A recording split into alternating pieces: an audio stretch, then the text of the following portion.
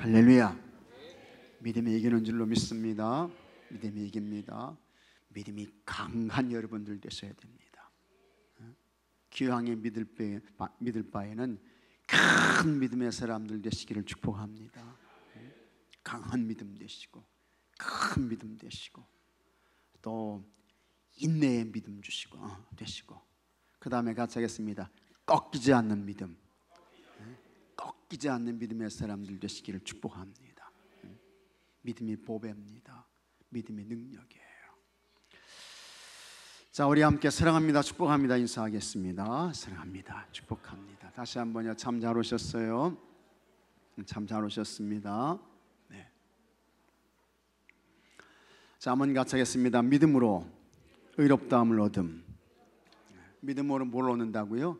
의롭다 하심을 얻는다. 믿음으로 의롭다함을 얻습니다. 오늘 말씀은 이제 믿음과 그 다음에 율법의 관계입니다. 믿음과 율법의 관계.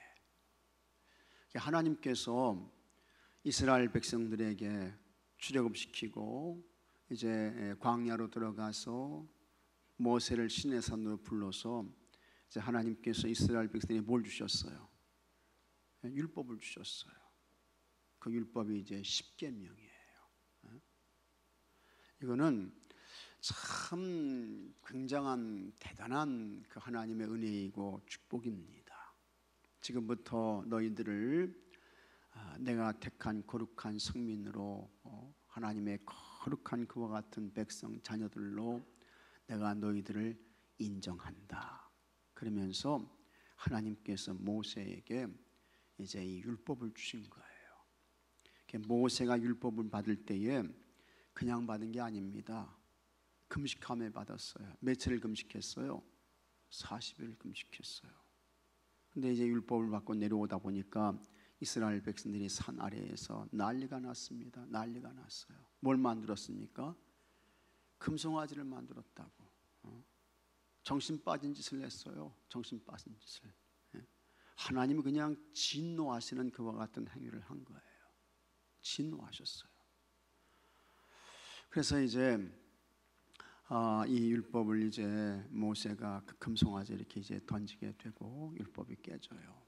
그래서 이제 다시 이제 하나님께서 이 모세를 시내산으로 부르십니다.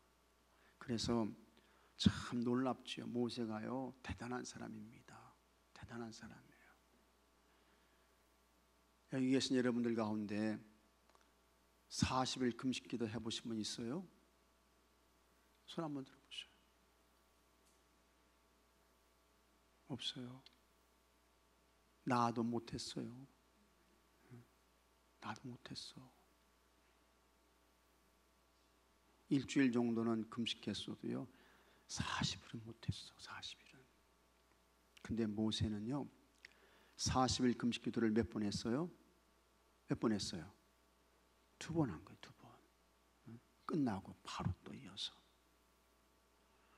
사람이 한 겁니까? 하나님의 은혜로 한 겁니까? 하나님의 은혜로. 하나님 은혜 주셔서 한 거예요. 은혜 주셔가지고 하나님이 도와주셔서 한 거예요.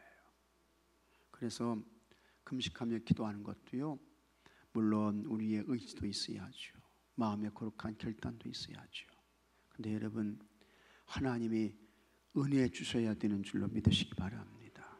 그래야 그걸 감당할 수 있는 거예요. 어떤 사람은 하루 금식하는 것도 힘들어. 한 끼 금식하는 것도 힘들어. 주일날 하루 금식하는 게 쉽습니까? 어렵습니까? 네? 와, 어렵대잖아요. 어렵대잖아요. 한 끼 안 먹어도 허전한 것 같고, 한 끼 안 먹어도 기운이 빠지는 것 같고, 이제 그렇습니다. 근데 40일을 2번 금식하고 이 하나님의 계명을 받는다고 하는 것은 정말 대단한 하나님의 은혜이고 역사인 것입니다. 그래서 이제 율법을 이 모세가 받았어요. 그런데 여러분 이 모세가 받은 율법을 이스라엘 백성들이 지킵니까? 준행했어요? 어림도 없었습니다. 벌써 율법을 받으러 올라가는 그 순간부터 사람들이요 하나님의 진노하시는 그와 같은 행위와 행동을 한 거예요. 그래서 그런 모습을 보면서 하나님께서 이스라엘 백성들에게 율법을 주시면서도 이 율법으로는 이 사람들이 의롭다함을 얻을 수 없다. 벌써 이건 무리다. 이건 힘든 거다 하는 것을 하나님께서 아신 거예요. 아신 거야. 그래서 율법으로 여러분 구원받을 사람이 있습니까? 없습니까? 없어요. 한 사람도 없어요. 율법은요 100가지가 있잖아요. 그러면 그 가운데 99가지를 지켰어. 그 다음에 한 가지를 못 지켰어. 죄인입니까? 죄인 아닙니까? 죄인이에요. 율법은 그런 거예요. 99가지를 지키는 게 얼마나 힘들어요. 얼마나 어려워요. 한 가지를 못 지켰어. 그래도 그 사람은 죄인이란 말이죠. 그래서 하나님께서 율법을 주시면서도 이것 가지고는 구원이 안 된다. 이것 가지고는 의롭다함을 얻을 수 없어. 율법으로는 타락한 인간에게 무리야. 이걸 하나님이 벌써 아신 거예요. 그래서 벌써 이 구약 창세기부터 하나님께서 예비하시고 준비해 놓으신 것이 있는 것입니다. 벌써 하나님께서 예비하시고 준비하시는 거예요. 이 세상에 하나님이 오실 것을, 사람의 몸을 입고 찾아오실 것을 하나님께서 준비하고 계셨던 거예요. 그리고 하나님의 때가 되어서 하나님께서 사람의 몸을 입고 이 세상에 직접 찾아오시게 됩니다. 그분이 누구예요? 예수님이에요. 예수님이야. 왜 그렇습니까? 율법으로 구원받을 수 있다고 하면 하나님께서 사람의 몸을 입고 이 낮고 이 추하고 이와 같은 세상에 사람의 몸을 입고 오실 필요가 있어요? 없어요? 없지요. 율법으로 의롭다함을 받을 수 있다고 하면. 근데 하나님께서 보실 때는 율법으로 사람이 의롭다함을 받는다는 것은 이미 무리야. 이미 어려워, 힘들어. 그래서 하나님께서 그때서부터 준비하고 계셨던 거예요. 계획하고 계셨던 거예요. 그러다가 하나님께서 정하신 때가 되어서 하나님께서 사람의 몸을 입고 이 땅에 직접 찾아오신 줄로 믿으시기 바랍니다. 그분이 예수님이에요. 예수님. 하나님의 성육신이에요. 그분이 태어나실 때에 우리와 똑같이 그와 같은 방법으로 태어나셨다고 하면 그분은 죄인으로 태어나신 것이죠. 그러나 하나님이 이 세상에 오실 때에는 우리가 태어나는 그와 같은 똑같은 방법으로 나시지 않았어요. 예수님의 잉태는 무슨 잉태? 성령 잉태예요. 성령 잉태. 그 다음에 동정녀 마리아의 몸을 빌려서 이 세상에 오시게 되는 것입니다. 그렇게 오신 예수님은 뭐가 없다고요? 뭐가 없으셔요? 우리와 다 똑같으셔요. 사람의 모양을 입고 오신 거예요. 그런데 그분은 성령으로 잉태하셨기 때문에 그분은 뭐가 없으시다? 죄가 없으신 거예요. 죄가 없으신 예수님이 우리의 죄의 문제를 해결하실 수 있는 줄로 믿으시기 바랍니다.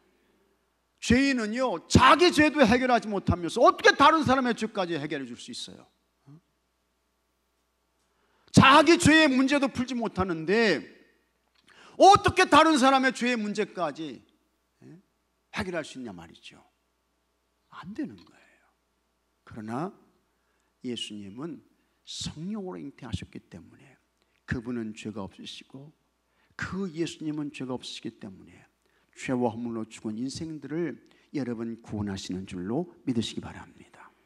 그래서 우리가 그 예수님을 믿음으로 인해서 여러분이 어떻게 된 거예요? 하나님께서 여러분들을 어떤 사람으로 인정해 주신 거예요? 의로운 자로 인정해 주신 줄로 믿으시기 바랍니다. 여러분이 진짜 죄가 없어서 하나님께서 여러분을 너 의롭다, 그 인정해 주신 게 아니에요. 누굴 보시고? 예수님을 보시고, 그 예수님께 대한 믿음 그거 하나 보시고, 하나님께서 너는 의롭다함을 얻었어, 내가 너를 의로운 자로 인정해 줄게, 하나님께서 말씀하신 거예요. 그래서 예수님을 그리스도 주님으로 믿고 고백하는 여러분들은, 여러분 하나님께서 여러분을 의로운 자들로 인정해 주시는 줄로 믿으시기 바랍니다. 의로운 자로 인정받은 거예요. 감사한 거죠. 고마운 거죠. 그러면 의롭다함을 받았다고 하는 것은 인간 자체가 뭐가 있다는 것입니까? 죄가 있다는 거예요. 죄가 있다는 거예요. 여러분들은 다 태어날 때부터 뭘로 태어나요? 미안하지만 죄인으로 태어나는 거예요. 죄인으로. 태어날 때부터, 태어나는 순간 타락한 본성을 가지고 태어난 거예요. 이거는 피할 수가 없어요. 여기서 벗어날 길과 방법이 없어요. 그런데 정말 내가 죄인이 맞습니다, 나 죄인입니다, 그걸 인정하고 시인하는 기준이 있어야 할 거 아니에요. 기준을 들이대가지고 그 기준에 맞춰서 비춰보니까 거기에 나를 들이대보니까 죄인이 맞네, 틀림없네, 사실이네, 이렇게 돼야 되잖아요. 우리를 죄인으로 인정하는 그와 같은 기준과 근거가 뭐예요? 뭐예요? 그게 율법이에요. 율법. 그러나 그 율법을 지킴으로 인해서 우리가 구원받을 수 있어요, 없어요? 없어요. 내가 이야기했죠. 율법은 100가지 중에서 99가지를 지키고 한 가지만 지키지 못해도 그 사람은 뭡니까? 죄인이라고 했잖아요. 그 다음에 또 말씀드립니다. 예수님은요, 우리가 내 마음속에 이웃에 사는 사람이, 나한테 섭섭하게 한 사람이 미움의 감정이 생겨, 그 사람은 율법으로 말하면 예수님이 말씀하실 때 이미 뭐 했다고요? 살인했다는 거예요. 율법으로 말하면. 세상의 죄는 결과를 가지고 이 사람이 죄인이다 아니다 그걸 판단합니다. 그러나 여러분, 우리 성경이 말씀하는 죄는 결과만 가지고 이야기하지 않습니다. 벌써 우리 속에 죄의 마음, 죄의 뿌리가 있으면 벌써 그것은 죄인 된 거예요. 그래서 예수님은요, 너 미워하는 감정 있니? 너 살인한 거야, 이렇게 말씀하셨어요. 어린아이를 실족하게 했어요. 넘어지게 했어요. 그럼 예수님이 무서운 굉장한 엄청난 말씀을 하셨습니다. 이 목에 뭘 매라는 거예요? 연자맷돌 매고 어디에 빠져? 물에 빠지라는 거예요. 그러니까 실제로 그렇게 하라는 겁니까? 아니에요. 그만큼 큰 죄입니다. 엄청난 죄입니다. 굉장한 죄입니다. 그걸 말씀해 주고 있는 것입니다. 그래서 내가 죄인이라는 걸 깨달아야 되잖아요. 무엇을 통해서 죄인인 것을 깨닫습니까? 율법을 통해서 깨닫게 되는 거예요. 그러면 죄의 삭은 사망인데, 죽음인데, 영원한 불못의 지옥으로 떨어지는데 거기서 구원받아야 되잖아요. 그러나 율법으로는 구원의 길이 없어. 안 돼요. 어디로 가야 됩니까? 우리의 죄의 문제를 해결해 주시는 분이 있어요. 그분이 누굽니까? 예수님이야. 율법을 통해서 자신이 죄인인 것을 깨닫고, 죄의 문제에서 우리를 해결하시는 분이 계신데 그분이 예수님이시구나, 메시아 그리스도이시구나 하고 예수님께로 와야, 그 예수님을 그리스도 주님으로 믿고 고백해야 죄사함을 받게 되고 하나님께서 의로운 자로 인정해 주시고 그에게 구원을 주시고 영생을 주시는 줄로 믿으시기 바랍니다. 우리가 여러분 진짜 예수님께 감사하셔야 돼요. 정말 감사하셔야 돼요. 만일에 예수님이 이 세상에 오시지 않았다고 하면 우리는 끝까지 영원토록 뭐로 남는 거예요? 죄인 남는 거예요. 죄인으로 남는 거예요. 예수님이 이 세상에 오시지 않았다고 하면 내 죄의 문제를 해결할 길과 방법이 도대체가 없어요. 안 돼요. 그래서 하나님께서 우리 인생들을 불쌍히 여기셔서 길을 열어주신 거예요. 예수님 보내주신 거예요. 너 예수님 믿어라. 너 죄인인 거 깨닫고 율법을 통해서 죄인인 거 알고 예수님 믿어. 예수님 믿어.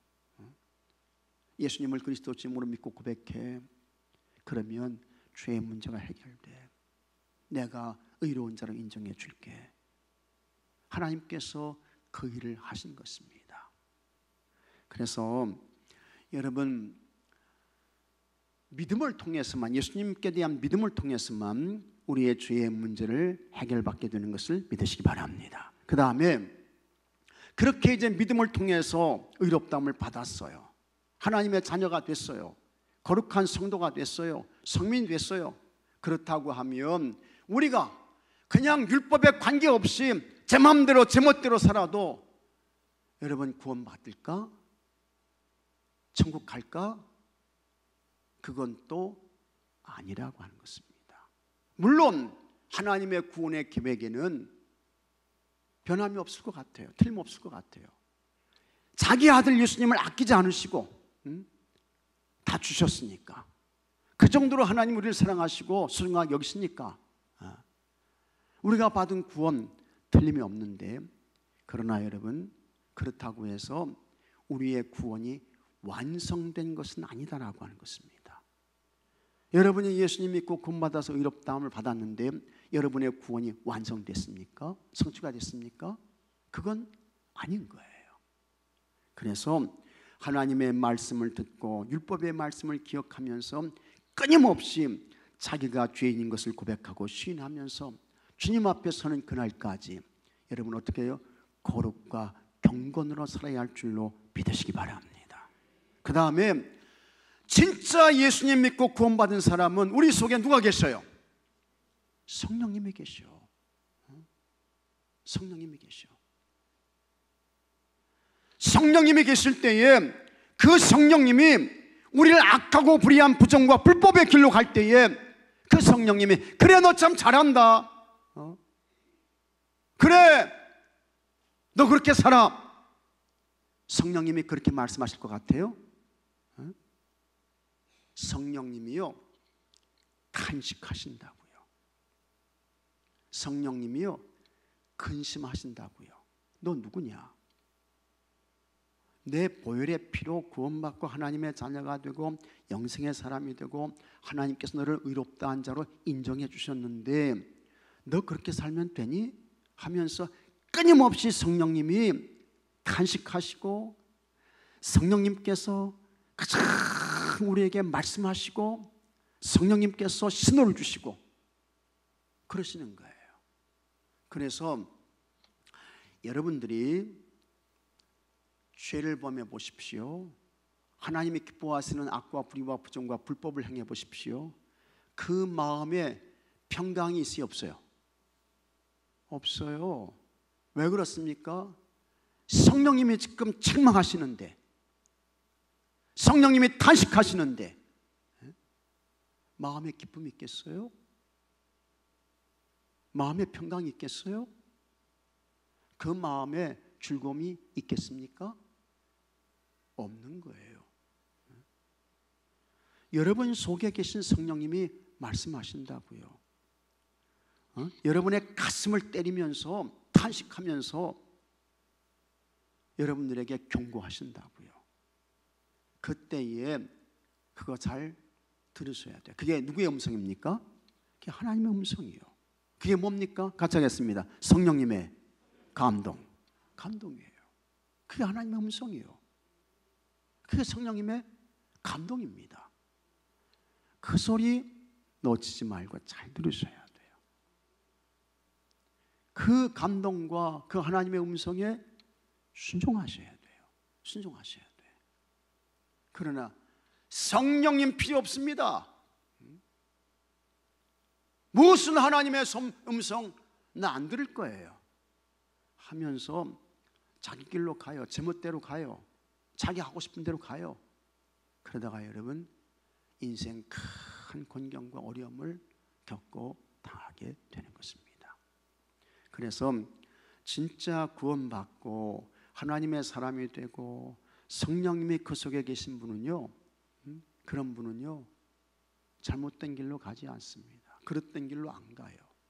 부정과 불법의 길을 걷지를 않게 되는 것입니다. 왜 그렇습니까? 성령님이 끊임없이 말씀하시거든요. 하나님께서 찾아오셔서 그에게 음성을 들려주시는 거예요. 우리가 이제 믿음이 이기네 이 찬송 불렀잖아요. 2번 부르고 후렴도 부르고 그랬을 때 여러분들의 마음속에 피곤하고 힘든데 왜 목사님은 자꾸 찬송하라 그러실까? 그건 누구의 음성이요? 마귀의 소리요. 마귀의 소리. 응? 마귀의 소리. 그거 따라가면 안 된대도요. 응? 성령님의 음성 들으셔야지. 성령이 주시는 감동 따라가야지.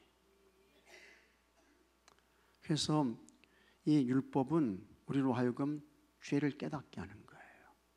그 다음에 이 죄의 문제를 해결하는 길과 방법은 예수님밖에 없다 해가지고 이 율법이 우리를 누구한테로 인도해요? 예수님께로. 그래서 사도 바울은 이 율법을 뭘로 비유했습니까? 교사 중에서도 무슨 교사요? 초등교사예요. 초등교사. 초등교사. 가장 기본적인 걸 어디에서 배워요? 초등학교에서. 점점 높아지면서 중학교 가고 고등학교 가고 그 다음에 대학 가게 되고 그 다음에 대학원 가게 되고 그 다음에 박사과정 하게 되고 그 다음에 박사 이후에 과정도 있습니다. 그때에 자기의 연구한 그것에 대한 그와 같은 결과물들이 나오게 되는 거예요. 그래서 초등학교는 가장 기본적인 거 산수 배우고 우리말 국어 배우고 그 다음에 음악 배우고 미술 배우고 가장 기본적인 거. 이 사도 바울은 그 율법을 뭘로 비교했느냐? 초등교사다. 그렇게 이야기를 한 거예요. 율법 자체가 목적이 아닙니다. 율법은 죄인인 것을 알게 하고 누구한테 인도한다고요? 예수님께 가야지. 너 죄의 문제 해결받기 위해서는 예수님께 가야 돼. 예수님께 가야 돼. 그걸 우리에게 가르쳐 주시는 거예요. 그 안내를 해주는 거예요. 그게 율법인 것입니다. 그렇다고 율법이 필요 없는 거 아닙니다. 아니에요. 예수님께로 우리를 인도해 주는 거예요. 죄인인 것을 각성시켜 주시는 거예요.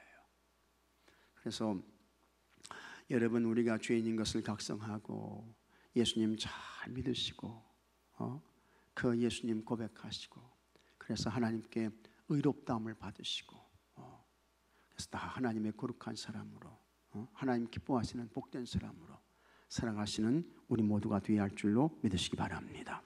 자, 24절 말씀 한번 같이 읽어보겠습니다. 이와 같이 율법이 우리를 그리스도께로 인도하는 초등교사가 되어 우리로 하여금 믿음으로 말미암아 의롭다함을 얻게 하려 함이라. 성경은 하나님의 구원의 역사에 관한 기록입니다. 하나님은 타락한 인간이 구원받아 하나님의 백성으로 회복되기를 원하셨습니다. 이를 위해 구약에서는 율법을 주셨는데 벌써 여기서부터 하나님은 이건 불이다 아신 거예요. 신약에서는 믿음을 사용하셨습니다. 율법은 우리를 그리스도께로 인도하는 역할을 하고 믿음은 예수 그리스도를 통한 구원에 이르게 했습니다. 믿음으로 살면 어떻게 이해합니까? 첫째, 죄를 깨달아야 합니다. 죄를 깨닫게 하는 게 뭐라고요? 율법이요. 바울은 믿음이 오기 전에 우리는 율법 아래에 매인바되고 믿음의 때까지 갇혀 있었다고 했습니다. 율법은 죄를 깨닫게 하여 하나님께로 나아가게 하는 초등교사의 역할을 했습니다. 하나님은 자신의 백성이 세상에서 거룩히 구별되어 살도록 친히 율법을 세우셨습니다. 어두운 시대를 살아가는 사람들이 죄를 범하지 않도록 동시에 죄를 드러내 깨닫게 하려 함이었습니다. 바울은 그러나 율법의 역할은 예수님이 오실 때까지라고 단언했습니다. 이 말은 뭡니까? 율법을 통해서 구원받을 사람이 있다 없다? 없다는 거예요. 한 사람도 없다는 거예요. 믿음이 오면 율법의 역할은 중지되어 그 속박에서 해방된다고 가르쳤습니다. 우리는 하나님이 주신 율법으로 죄를 깨닫고 그리스도에게로 나아가는 길을 발견해서 믿음에까지 이르러야 합니다. 믿습니까 여러분? 죄를 깨닫고 이 죄의 문제를 해결하시는 분은 누구밖에 없다? 예수님밖에 없다. 예수님께로 가셔야 돼요. 그 다음에 이제 하나님의 자녀답게 살아야 됩니다. 예수님을 그리스도로 믿었어요. 의롭다함을 받았어요. 그러면 거기서 끝나는 것이냐? 율법이 필요 없는 것이냐? 아니라고 하는 것입니다. 율법은 그리스도에게로 우리를 인도하고 그리스도를 믿는 믿음으로 우리는 의롭게 되었습니다. 율법에 익숙한 사람들은 믿음으로 얻게 된다는 것이 이해하기 어려울 수 있습니다. 그러나 우리가 예수 그리스도를 믿는 믿음으로 구원에 이르는 것은 영원토록 변하지 않는 진리입니다. 맞아요. 이렇게 믿음으로 구원받아 하나님의 자녀가 된 사람은 그에 합당한 삶을 살아야 합니다. 믿음으로 구원에 이르는 것과 믿음에 합당한 삶을 사는 것은 동전의 양면과 같습니다. 그때에 우리로 하여금 하나님의 자녀다운 삶을 살아갈 수 있도록 우리를 도와주는 역할을 뭐가 하는 거예요? 율법이 하는 거예요. 절대 분리될 수 없습니다. 내가 구원받았으니까 이제 내 멋대로 살면 돼? 아니래도요. 그 다음에 진짜 구원받은 사람은 제 멋대로 살 수가 없어요. 없어요. 그래서 하나님의 말씀을 가까이 하고 그 말씀을 지키고 준행하고 이렇게 되는 것입니다. 하나님의 말씀에 순종하여 그 말씀을 일상에서 드러냄으로써 세상 사람들에게 복음을 전하는 삶을 살아야 합니다. 그 다음에 셋째, 진리를 추구해야 합니다. 율법이 사람들을 그리스도에게로 인도하는 초등교사 역할을 한 것처럼 우리 민족의 기독교를 받아들이는데 유교가 그런 역할을 했습니다. 신석근 목사는 3.1운동 민족 대표 33인 중에 한 명으로 독립을 운동을 하다가 옥고를 치르고 해방 후 1950년 평양 형무소에서 공산군에게 희생당했습니다. 이 신석근 목사님은 이분은 충북 청주 출신입니다. 그 다음에 한학을 공부한 분이에요. 한학을 유교를 공부한 분이요. 그러다가 1907년에 이제 감리교회 성도가 되고 이제 협성신학교에 가게 되는데 지금의 감리교신학대학이에요. 거기 가서 이제 공부를 하게 되고 그 다음에 이제 경성에서 목회를 할 때에 민족 대표 33인이 되고 이제 그렇습니다. 그러면서 이분은 신사참배 안 한 분이에요. 창씨개명 반대하신 분이요. 그러다가 이제 해방이 됩니다. 그래서 이제 그때에 해방돼 가지고 북한 지역에서 이제 목회를 했어요. 평안남도 용강군이라는 곳에서 이제 목회를 이제 하다가 이제 이 북한이 어떻게 됩니까? 그쪽은 이제 공산화가 되잖아요. 그래서 사람들이 목사님 남한으로 피난 가십시오. 빨리 내려가십시오. 근데 목사님이 그렇게 하지 않습니다. 그래서 북한에 남아가지고 끝까지 이렇게 이제 교회를 지키면서 그러시다가 6.25 한국 전쟁이 일어나면서 공산당에게 붙잡혀요. 그래서 이제 감옥에 계시다가 총살당해서 이렇게 이제 순교하시게 되는 그와 같은 분인데 이분이 유학을 이렇게 이제 유교를 배우고 그랬는데 그가 이제 기독교를 받아들이게 되는 것입니다. 기독교를 이제 받아들이게 되면서 깨닫게 되는 것은 이 유교가 아무리 무슨 뭐 상강오륜이니 뭐 이것저것 뭐 다 이야기한다 할지라도 그런 것들을 통해서 사람의 악함과 불의함과 죄의 문제가 해결됩니까? 안 됩니까? 어림도 없는 소리요. 안 되는 소리요. 그러니까 이분이 이제 그걸 깨닫고 세상의 학문과 가르침으로 사상으로 사람이 하나님 앞에서 의롭다함을 얻을 수 있겠는가? 안 된다는 거지요. 그래서 이분이 이제 어디로 오게 되는 겁니까? 예수님께로 오게 되는 거예요. 그래서 은혜 받으시고 그 다음에 이제 목사가 되시고 그 다음에 민족의 독립운동의 대표가 되시고 그러다가 마지막 끝까지 믿음 지키다가 이제 순교하시고 이제 이렇게 되는 것입니다. 자, 그래서 거기 이제 보겠습니다. 해방 후 1950년 평양 형무소에서 공산군에게 희생당했습니다. 그는 어려서부터 유교를 배워 몸소 실천하고 유학을 가르친 전형적인 조선의 선비입니다. 그가 기독교를 받아들인 이유는 유교는 아무리 가르쳐도 사람됨을 이루지 못했는데 기독교는 그것이 가능했기 때문입니다. 불완전한 것을 완전케 한 것이 예수님의 가르침이었습니다. 신석부에게 공자는 초등교사였고 예수는 완전한 교사였습니다. 사람이 아무리 지식과 지혜가 뛰어나도 분명한 한계가 있습니다. 영원 불변의 참 진리는 예수 그리스도입니다. 믿으시면 아멘 하시기 바랍니다. 왜 그렇습니까?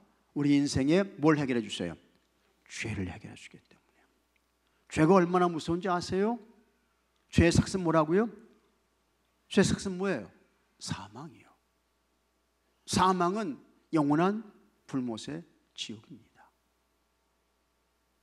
이 문제를 어떻게 해결받을 수 있을까? 예수님밖에 없다는 거예요. 예수님밖에. 같이 하겠습니다. 예수님이 답입니다. 다시 한번요. 예수님이 길입니다. 다시 한번요. 예수님이 문입니다. 무슨 문이에요? 구원의 문, 천국의 문, 영생의 문인 것입니다. 그래서 사람이 아무리 지식과 지혜가 뛰어나도 분명히 한계가 있습니다. 영연불변의 참 진리는 바로 예수 그리스도입니다. 믿으시면 아멘 하시기 바랍니다. 그분께로 나가는 것이 살 길입니다. 우리는 율법을 넘어 믿음으로 의에 이르고 하나님의 자녀가 되었습니다. 마찬가지로 내 지식을 넘어 영원한 진리를 깨달아야 합니다. 신석근 목사는 공자가 다시 살아와도 그를 믿지 않겠다고 선언했습니다. 안 되는 거예요. 우리를 살리는 것은 불완전한 초등교사가 아니라, 불완전한 초등교사는 뭐라고요? 율법. 완전한 예수 그리스도, 그분만이 우리를 살리고 우리를 영원한 천국으로 인도하시는 줄로 믿으시기 바랍니다. 율법의 핵심인 십계명을 통해 깨달은 죄가 무엇입니까?